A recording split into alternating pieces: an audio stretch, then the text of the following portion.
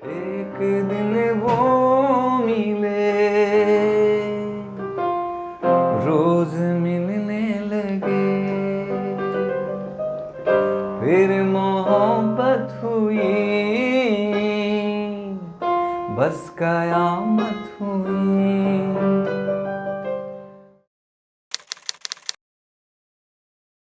3, 2, 1, Q. ও শিল্পী জীবন আমার হইল রে সারখার, গান বাজনা করে এখন চলে না সংসার। ও শিল্পী জীবন আমার হইল রে সারখার, গান বাজনা করে আর চলে না সংসার। আমি কি করি উপায় এখন আমি নিরুপায়, আমি কি করি উপায় এখন আমি নিরুপায়। সারা মনে শুধু জ্বালার জ্বালা, আমার বাড়ি আগরতলা আমি বিক্রি করি কলা, আমার বাড়ি আগরতলা আমি বিক্রি করি কলা। এ হচ্ছে আমার নতুন গান। আচ্ছা, তুমি সত্যি কলা বিক্রি করছো কি?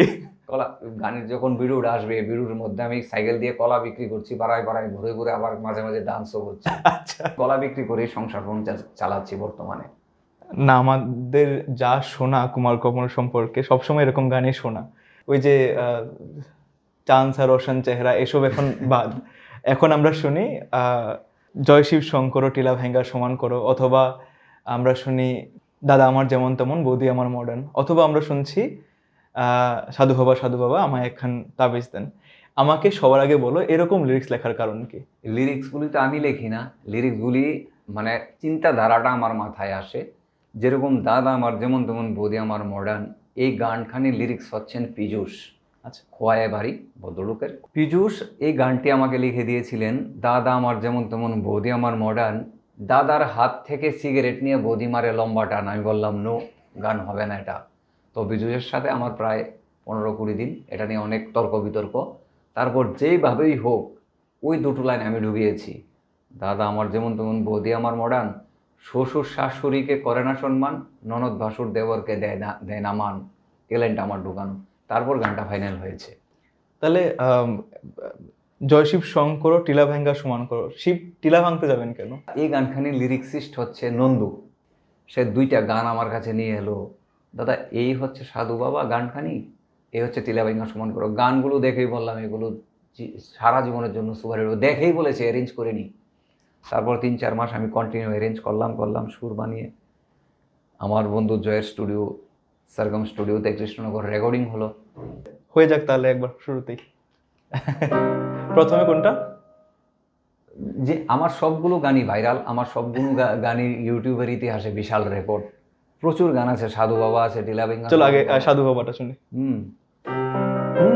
সাধু বাবা এই গানখানিও নন্দুরই লেখা। আচ্ছা, সাধু বাবা সাধু বাবা, সাধু বাবা সাধু বাবা, আমায় একখান তাবিজ দেন, আমায় একখান তাবিজ দেন। আমার ঘরে আমি মেম্বার, আমার বউ চেয়ারম্যান, আমার খায় আমার পড়ে আমায় বলে আন্ডারস্ট্যান্ড, আমার খায় আমার পড়ে আমায় বলে আন্ডারস্ট্যান্ড। আমার ঘরে আমি মেম্বার, আমার বউ চেয়ারম্যান, আমার ঘরে আমি মেম্বার, আমার বউ চেয়ারম্যান। তো এই সুর, সিম্পল সুর করতে আমার 1 বছর লেগেছে। টিলা ভেঙ্গা সমান করো আর সাধু বাবা, এগুলো তো কমিক্যাল এলিমেন্ট তো আছে, তা জীবনমুখী গান এটা। সবাই, আমি বলছি না, আমার বন্ধুরা, শ্রোতা বন্ধুরা বলে যে গানগুলো একদম জীবনমুখী। টিলা ভেঙ্গা সমান করো জীবনমুখী। চলো একটু টিলা ভাঙা। হাতের তালুর মধ্যে রেখে তোর জনিতে ঠোঁটটা রেখে, বম বম বম শিব যত খুশি টেনে যাব, বম বম বম শিব যত খুশি টেনে যাব। ভোলা বাবা সিদ্ধি দেয়, নয়তো এবার মুক্তি দেয়।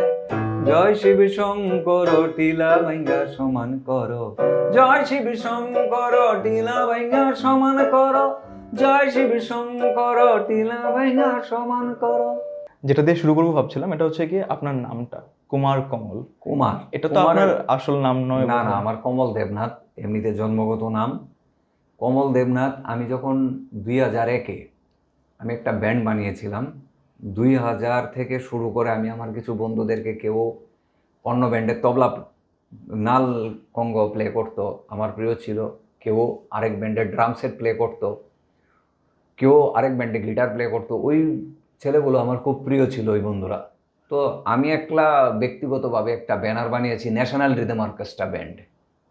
2000 সনে ন্যাশনাল রিদম অর্কেস্ট্রা ব্যান্ড, এটা আমার ব্যক্তিগত পার্সোনাল নাম দেওয়ার পর আমি ওই ব্যানারের নিচে ওই ব্যানারটা লাগিয়ে ওই বন্ধুদেরকে এনে ছোট ছোট অনুষ্ঠান করতাম বিভিন্ন জায়গাতে। তখন আমার ওই বন্ধুরা বিভিন্ন ব্যান্ড থেকে যাদেরকে আনতাম, তারা আমাকে বললো, তোমার সিস্টেম খুব সুন্দর, অনুষ্ঠান করার অল্প সময় অনুষ্ঠান করো, 2-2.5 ঘন্টা, এবং ডিসিপ্লিন খুব ডেঞ্জারাস। এইভাবে যদি হয় ব্যান্ডটা, আমি বললাম, তখন তোমরা কি ওই ব্যান্ড ছেড়ে আসতে পারবে? ওরা বলল হ্যাঁ। তখন ওরা ওই ব্যান্ডগুলোকে না করে দিয়ে আমার সাথে চলে এলো। এসে আমরা সবাই মিলে ওই ব্যান্ডটা তৈরি করলাম, ন্যাশনাল রিদম অর্কেস্ট্রা ব্যান্ড, যে ব্যান্ডটা নাকি বর্তমানে সব বন্ধুদের প্রিয়। 2001-এ আমি কুমার কমল, জেনে রাখুন, আমি কুমার কমল এটার সৃষ্টিকর্তা। আচ্ছা, the national rhythm band that is now the most popular band of north ইস্টের টপমোস্ট ব্যান্ডের মধ্যে একটা। তো 5 বছর আমি এখানে আমি আমার মতো করেছিলাম। তারপর 2005 আমি সেখান থেকে সরে গেলাম কোনো না কোনো কারণে। সরে আমি আমার নিজের মতো অডিও শুরু করলাম, যেরকম 6-7 থেকে শুরু করা, কন্টিনিউ আমার মন আমার, কেমন কেমন করে, ঢিলাভেঙ্গা সাধু বাবা, আমার বাবা পাগলা বাবা, সুখে থাকতে বুঝে গেলায়, প্রচুর অ্যালবাম আমার সুপারহিট, বৃষ্টি পড়ে টাপুর টুপুর, দাদা আমার যেমন তেমন। ওই অ্যালবামের রাস্তাটা আমি নিয়ে নিলাম, বাংলা গানের অ্যালবাম। তখন একদমই ব্যান্ড করতেন না আপনি? না, ব্যান্ড ছিল আলাদা আলাদা, ইন্ডিভিজুয়াল। মানে আপনি ব্যান্ডে কাজ করতেন না, মানে যে আপনার যে লাইভ শোজ গুলো থাকতো অন্যান্য ব্যান্ডকে নিয়ে আলাদা আলাদা। আচ্ছা, কারণ আমি রেকর্ডিং এর প্রতি বেশি ঝুঁকে গেছিলাম। এখনো রেকর্ডিং করি। ওই যদি ব্যান্ড ওইখানে থাকতো, আমার এক্সেস পরিশ্রম হতো। তার আনুষঙ্গিক আরও কারণ ছিল, আমি 2005-এ সরে গিয়েছিলাম এখানে। আমার মনে আছে 2012 কিংবা 13-র কথা। আমি আমার দিদির শ্বশুরবাড়িতে ছিলাম। তারা নর্মালি রাতের বেলা ডিনার করতে অনেক লেট করতো, 11 অথবা 12 এট নাইট। এটা নর্মাল ছিল তাদের জন্য। ওই দিন তারা খুব তাড়াতাড়ি ডিনার করে রেডি হচ্ছে কোথাও যাওয়ার জন্য, and it was your concert. কোথায় ঠিক আছে, এটা বোধহয় আনন্দনগর অথবা জগবন্ধনগর ছিল। হ্যাঁ, আনন্দনগরের সাইডে আমার আগে অনুষ্ঠান হলে খুব মানুষ, আমার নাম শুনলেই প্রচুর লোক আসে। একটা দারুণ ক্রেজ ছিল আপনার, এখনো আসে। সেই দিন সুনামুড়াতে আমি অনুষ্ঠান করলাম, আজ থেকে এই গত 22 তারিখে, না 20 তারিখে জনসমুদ্র। একটু খোঁজ করো, বা আমার এখানে ভিডিও এসে গেছে কিছু, এই আমাদের ওইখানে সোনামুড়ার যে ফ্যান সার্কেলটা। তো আমাকে এতটুকুই বললো, দাদা এখানে তো অনেকেই আসছে, কিন্তু সারাদিন সারাক্ষণ এদিকে শুধু আপনাকেই চিনে, আপনার গানই বাজে, আপনার নামই অ্যানাউন্স করা হয়েছে সারাদিন। এটা তো সত্যি কথা। এখন কোনো বিসর্জন হোক বা কিংবা কিছুই হোক, সেখানে এরকম কোনো অকেশন নেই যেখানে বলিউডের গানের পর আমার গান বাজে না। এটা সবাই স্বীকার করেও কেউ আমাকে, যারা অতিরিক্ত এক্সাইটেড তারা আমাকে বলে, যারা এক্সাইটেড না তারা আমাকে বলে না। তো এত হিট অ্যালবামস দেওয়ার পরে প্রফেশনালি মানে কমার্শিয়াল গেইন তেমন হয়নি বলছেন, যার কারণে আপনাকে বোম্বাইয়ের দিকে ছুটতে হয়। আগরতলার ব্যাপারটা হচ্ছে এখানে তুমি যতই পপুলার সিঙ্গার হও না কেন, বা এটা আমার ক্ষেত্রে শুধু আমি দেখলাম, আমি তোমাদেরকে বলছি, এখন দেখো আমার বাংলা গান প্রচুর হিট। গণেশ পুজোতে সবচেয়ে বেশি আমার গান সুপারহিট, জয় গণপতি বাপ্পা মরিয়া, মঙ্গলমূর্তি মরিয়া। এত সুপারহিট হওয়া সত্ত্বেও লাইভ শো করছে সাধারণ নর্মাল ব্যান্ড। আমি বাড়িতেই বসে আছি। কারণটা কি? এটা তোমরা ডিসকাস করো না। কারণ কি? আমি তো আমার ভেতরগতভাবে জানি, সেটা তো সামনেওয়ালা আমার চাইতে বেশি জানার কথা। বোম্বেতে বা কলকাতাতে কি হয়, যে ব্যক্তিটা সবচেয়ে ফোকাসে আছে তাকে দিয়েই সবচেয়ে বেশি অনুষ্ঠান করায়। আর আগরতলাতে হলো এঙ্গে বেঙ্গে একটা ব্যান্ড হলেই চলো প্রোগ্রাম করতে হবে। এইটা চিন্তাধারা হয়তো বা আগরতলার মানুষের চিন্তাধারা এরকম, বা ত্রিপুরার মানুষের চিন্তাধারা এরকম। আপনি বোম্বে গেছিলেন কবে? বোম্বেতে ফার্স্ট আমাকে 2005-এ 4 ডিসেম্বর মাসে বাপ্পি লাহিড়ী আমাকে ডেকেছিল বোম্বেতে। এখান থেকে আমি বাপ্পি লাহিড়ীর 8খানা গানের একটা রিমিক্স অ্যালবাম করেছিলাম, আই লাভ বাপ্পিদা। ওই রিমিক্স অ্যালবামটা ওনার সেক্রেটারি ত্রিপুরাতে শুনেছে। ত্রিপুরাতে শোনার পর একটা ক্যাসেট নিয়ে বাপ্পিদাকে শোনালো। তখন উনি আমাকে ফোন করে নিমন্ত্রণ করলেন। ওনার মেয়ের বিয়ের 2-3 দিন আগে মেহেন্দি রসম হয়। ওই মেহেন্দি রসমে আমার জন্য উনি পুরো বলিউড ফানকার সব ছিলেন এখানে, 1 ঘন্টার অনুষ্ঠান রেখেছে। অভিজিৎ থেকে শুরু করে সোনু নিগম, বাবুল সুপ্রিয়, জিতেন্দ্র, ঋষি কাপুর, এরা বলিউড সব ছিল, সবাই বসে বসে আমার গান শুনছেন। 2004-এর ডিসেম্বরে। 2005-6 থেকে আমার মন আমার কেমন কেমন করে সুপারহিট। তারপর থেকেই নিজে মিউজিক ডিরেক্টর, নিজের গান সব সুপারহিট হওয়া শুরু হলো। ওনার বাড়ি থেকে এই উৎসাহটা আমার এসেছিল। আপনি 7 বছর ছিলেন মুম্বাইতে বোধহয়। 5 বছর, 5 বছর। 5 বছর আমি কাটিয়েছি আচ্ছা, একা। 5 বছরের এই 5 বছর চলাকালীনই আমার জয় গণপতি বাপ্পা মোরিয়া টি সিরিজ বলিউড থেকে আমার রিলিজ আচ্ছা, হওয়ার 1-1.5 বছর পর থেকে এটা সুপারহিট হওয়া শুরু হলো। আচ্ছা। এটা টি সিরিজ থেকে রিলিজ টি হয়েছিল? সিরিজ আছে না ইউটিউবে। আচ্ছা আচ্ছা আচ্ছা আচ্ছা আচ্ছা। আগে যখন আপনি রেকর্ড করতেন তখনের ইকুইপমেন্টস গুলো অন্যরকম ছিল, ইনস্ট্রুমেন্টস গুলো অন্যরকম ছিল? এক সেম, এখনো একই আছে, সেম, অন্যরকম না, ওই তখন যে অ্যাকুস্টিক যে ইনস্ট্রুমেন্টস গুলোতে যে ম্যানুয়াল রেকর্ডিংটা বাজানো এখন আর তো ইয়ে করা, প্রোগ্রামিং করা, ম্যানুয়ালের চেয়ে প্রোগ্রামিং ভালো। হ্যাঁ, কম্পিউটারে তো অনেক ইজিয়ার না এখন? কম্পিউটারে কঠিন, ম্যানুয়াল ইজি। আচ্ছা, যারা জানে কাজটা তারা বুঝবে। কম্পিউটারে মানে যে করে তার এক্সপিরিয়েন্স হাই লেভেলের হতে হবে। আর যেরকম তুমি একটা প্যাড আনলে, প্যাড বাজিয়ে গেল, তবলা বাজিয়ে গেল, গিটার বাজিয়ে গেল, কিন্তু একা তোমার সবগুলো করতে হবে প্রোগ্রামিং।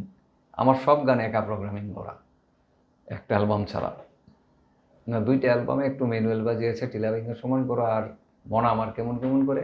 বাদ বাকি যত গান আছে সব আমার নিজের প্রোগ্রামিং করা। তুমি নিজে কিবোর্ড বাজাও? আর বেসিক্যালি তো আমি কিবোর্ডিস্ট আর ছোটোবেলায় ড্রাম শিখেছিলাম, ড্রাম সেটটা, প্যাড ড্রাম। আমি খুব ভালো ড্রাম বাজাই। এখন যে নতুন ব্যান্ডটা তোমার আছে এটাতে দেখলাম তোমার নাম কিবোর্ডের সাথে লেখা, তাহলে লিড সিঙ্গিং কি করছে? আমি কিবোর্ডে থেকেই?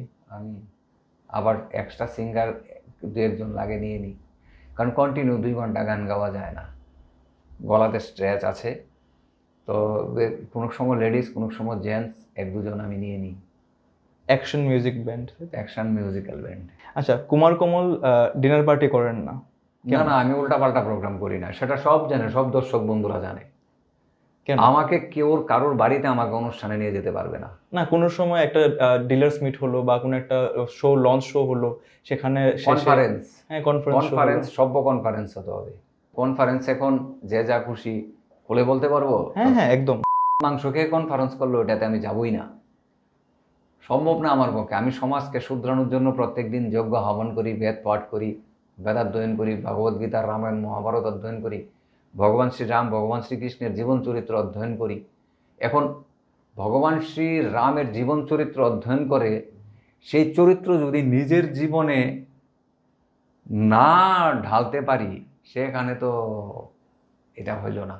তাহলে বিশ্বাস আর কর্মক্ষেত্র কি একসাথে মিক্সড করা ঠিক হবে? প্রফেশনালি তুমি যদি দেখতে চাও তাহলে তোমার তো এখানে গান গেয়ে চলে আসো, বাস শেষ। না, সেটা হবে না।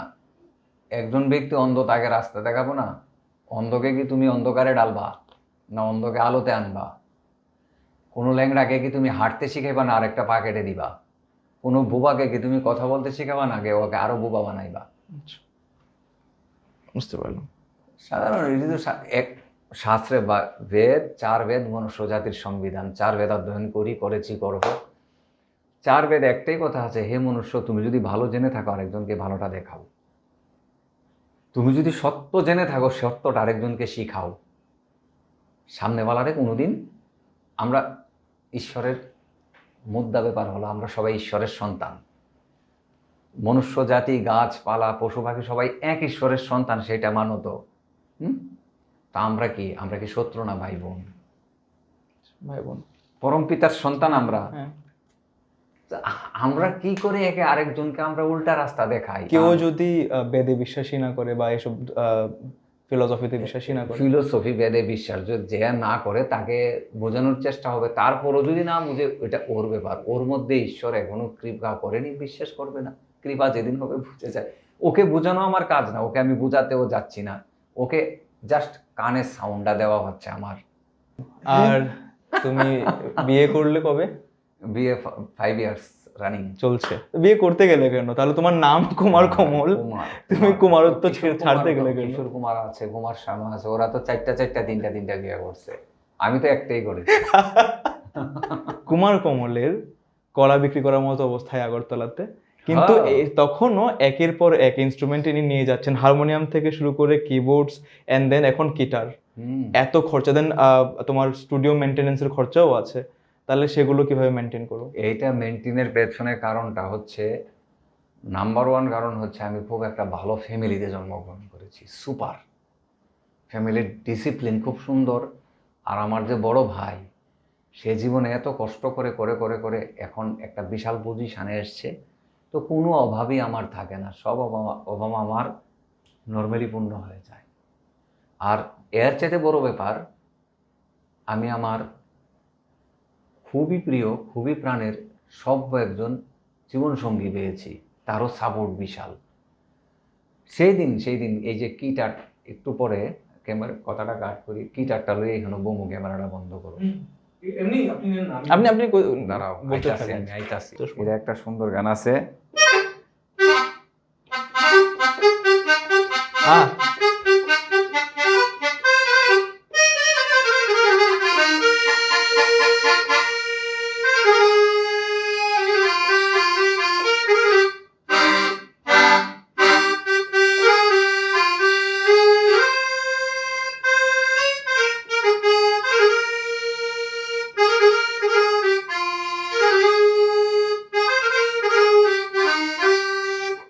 এটা লই বই থাকি। হ্যাঁ, হ্যাঁ, ঠিক আছে। চশমা তুমি এই প্রশ্নটা অ্যাকচুয়ালি এটা নিয়ে, তুমি চশমা কেন দাও, মানে চশমা ছাড়া কেন ক্যামেরাতে আসো না? এখন আমরা ঘরের ভিতরে বসে আছি, there is no sun, why sunglass? চশমাটা দেওয়ার কারণ হচ্ছে আমার চেহারাটা বেশি ভালো না, তো চশমাটা দিলে একটু গ্লোজি ফুজি আসে, তাই আমি চশমাটা দিই। যখন মুম্বাইতে গেলে আর ওখানে দেখলে এত সিঙ্গার্স তো তোমার গান শুনছে, nobody picked you up for recording? সবাই, আমি ওই সিঙ্গাররা যে গান শুনছে আমার এখানে, সুদেশ ভোসলে আছে না, হ্যাঁ, আমার স্টেজে উঠে গেছে, বললো अरे वाह सुपर, तुम्हारा वॉइस तो बहुत बापी लहरी जैसा है, आप गाना হ্যাঁ, गाते हो। আমি তোমাকে শুনেছি স্টেজে গাইতে, when you sing the songs of Bappi Lahiri, ওটা কিন্তু একদম সাউন্ড করে ওনার মতো। হ্যাঁ, বললো এটা তো সুপার ভাই, দারুণ। তো সুদেশ ভোসলে স্টেজে উঠে আমাকে আজা দিয়ে ধরেছে, তারপর अलका याग्निक, হ্যাঁ। আরে वाह इतना अच्छा ভোকাল।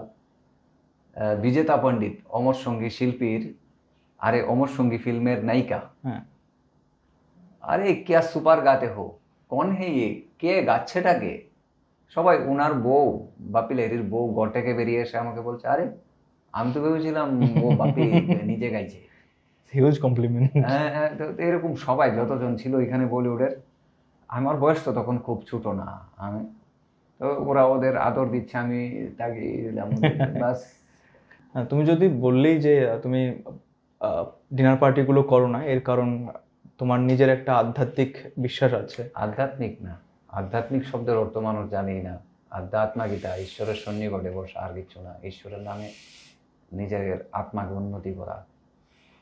কারণ আমরা দেখছিলাম একটু আগে, তোমার আলমারি ভর্তি কেবল বেদ আর পুরাণের বইগুলো। বেদ, দর্শন, ভাগবত গীতা, রামায়ণ, মহাভারত, আর তারপরে চার উপবেদ, চার ব্রাহ্মণ গ্রন্থ, বেদাঙ্গ, বেদান্ত, এগুলোই মানে বৈদিক শাস্ত্রটা, যেটা আর কি আমাদের বৈদিক কালের যে পড়াশোনাটা ছিল, এগুলো আমার ছোটবেলা থেকেই ভালো লাগে। তোমার প্রথাগত পড়াশোনা তো অন্যরকম ছিল। আমি এই পড়াশোনা বেশি করিনি, 9 পর্যন্ত পড়েছি ক্লাস, ওইটা আমার ভালো লাগে। আর মনে মনে স্বপ্ন দেখতাম, ভাগবত গীতাটা এটা কি, ছোটবেলা রামায়ণটা কি, এইটা রামায়ণ কাল কখন ছিল, মহাভারত যে ঘটেছিল সেগুলো মানে কোন কালে কোন সময়ে, সময়টা কি? তাই যেরকম মানুষে অনেকগুলো শব্দ করে, তোমার বাড়িতেও আমার বাড়িতেও দাদু দিদা মানে বয়োজ্যেষ্ঠরা দেবতা, ভগবান, পূজা, শ্রাদ্ধ, তর্পণ, তীর্থ, তো আমাকে ছোটবেলা থেকে এগুলো ঠুকরাইতো, অর্থগুলো কি, তীর্থ শব্দের অর্থ কি, দেবতা শব্দের ঈশ্বর, সনাতন, যেরকম তুমি কোনোদিন সনাতন শব্দের অর্থ শুনেছো? জানো কি সনাতন শব্দের অর্থ? আমার যতটুকু মনে হয় প্রাচীন বা শুরু। দেখলে তো, তুমি না শুধু, তুমি তো ইউনিভার্সিটিতে পড়াশোনা করেছো, ইউনিভার্সিটির যত স্টুডেন্ট আছে ম্যাক্সিমাম যে জিজ্ঞেস করো, উত্তরটা হ্যাঁ, আশেপাশে তুমি আশেপাশে না, সম্পূর্ণ পাইবাই না, কারণ ওই পড়াশোনাতে ওরা নেই। সনাতন শব্দের অর্থ হচ্ছে যার কোনো আদি নেই, অন্ত নেই, যার কোনো আদিও নেই, অন্ত নেই, যার কোনো শুরু নেই, শেষ নেই, যে স্বয়ম্ভু, যে নিজেকে নিজে সৃষ্টি করে, তিনি হচ্ছে সনাতন। আর আমরা অনেক সময় আমাদেরকে সনাতনী বলি। আমরা সনাতনী কে? সনাতনের সন্তান হচ্ছে সনাতনী। তো সনাতন বলা হয় নিরাকার পরম ব্রহ্ম পরমাত্মা, অনন্ত ব্রহ্মাণ্ডের সৃষ্টিকর্তা ও মালিক ঈশ্বরকে বলা হয় সনাতন। আর তুমি বললে যেটা দেখতেও পেলাম, তুমি দেবনাথ কিন্তু তুমি পৈতাধারী। পৈতা সবার জন্য আছে। পৈতা কোনো জাতপাত ছোঁয়াছুতের ব্যাপার না। পৈতা হচ্ছে তুমি যে যজ্ঞ হাবন যজ্ঞাহুতি পৈতাটার মানে কি? পৈতাটা 3টা সুতা থাকে, জানো তো? সংক্ষিপ্তভাবে বলছি, পৈতা হচ্ছে হিন্দিতে বলে জেনিউ, ঠিক আছে না? আর আমরা এমনিতে বলি পৈতা বা উপবিদ, যজ্ঞোপবিদ। যজ্ঞ করার আগে পৈতাটা নিতে হয়। 3 ঋণেতে আমরা ঋণী। তুমি আমি আমরা মনুষ্য জাতি 3 ঋণেতে ঋণী। কার কাছে ঋণী? গুরু ঋণ, পিতৃ ঋণ, বাস, মাতৃপিতৃ ঋণ। আচার্যি মানে গুরু ঋণ, যে গুরু আমাকে শিক্ষা দীক্ষা দিয়েছে। আরেকটা কার কাছে ঋণ? পরমাত্মার কাছে ঋণী, যে পরমাত্মা আমাদেরকে বারবার মনুষ্যতে পাঠাচ্ছে। এইভাবে আমরা 3 ঋণেতে ঋণী। এই 3 ঋণ শোধ করার জন্য পৈতা নিতে হয়। কিন্তু পৈতা শুধু ধারণ করলেই হবে না। পৈতা ধারণ করার পর সেটা সেইভাবে তার আদেশও পালন করতে হবে। অনেকে তো পৈতা ধারণ করে মাংস খায়, পশু পাখি, মরা পশু জিহ্বা টেনে। এটা কি ঠিক? আচ্ছা। খাওয়া খাদ্য আমরা তো ছোটবেলা থেকে শুদ্ধ শাকাহারী। কি হলো আমাদের? কোনো সমস্যা নেই তো। আমরা ছোটবেলা থেকে শুদ্ধ শাকাহারী। আমাদের ঘরে এরকম কোনো মানে এখানে ভালো ভালো আখ্যা বা বিগ বিগ লেভেলের মানুষরা খাওয়া দাওয়া করে। আমার বাড়ি ছোট্টখাটো একটা আশ্রম। আশ্রম শব্দের অর্থ হচ্ছে জীবন পদ্ধতিক্রমে যেখানে শ্রম আর শ্রম, পরিশ্রম আর পরিশ্রম, সেটাকে বলা হয় আশ্রম। এই যে খানে খানে বিজনেস সেন্টার বানিয়ে রেখেছে, ওইগুলো আশ্রম না। জীবন পদ্ধতিক্রমে যেখানে শ্রম আর শ্রম, সেটাই হচ্ছে আশ্রম। আর এই পৃথিবীতে সবচেয়ে উচ্চ হচ্ছে গৃহস্থ আশ্রম। চলো আমরা শেষ করবো তাহলে তোমার প্রিয় একটি গান দিয়ে। তোমার নিজের গাওয়া হতে পারে বা বাইরের কোনো সিঙ্গারের গান। আমার কম্পোজিশনের মধ্যে আমার একটা খুব প্রিয় গান, এটা হচ্ছে জীবন যে বড় একা। জীবন যে বড় একা, জীবন যে বড় একা, জীবন যে বড় একা, জীবন যে বড় একা, যত সুখ 4 দিনে নিয়তির হাতে লেখা, নিয়তির হাতে লেখা। জীবন যে বড় একা, জীবন যে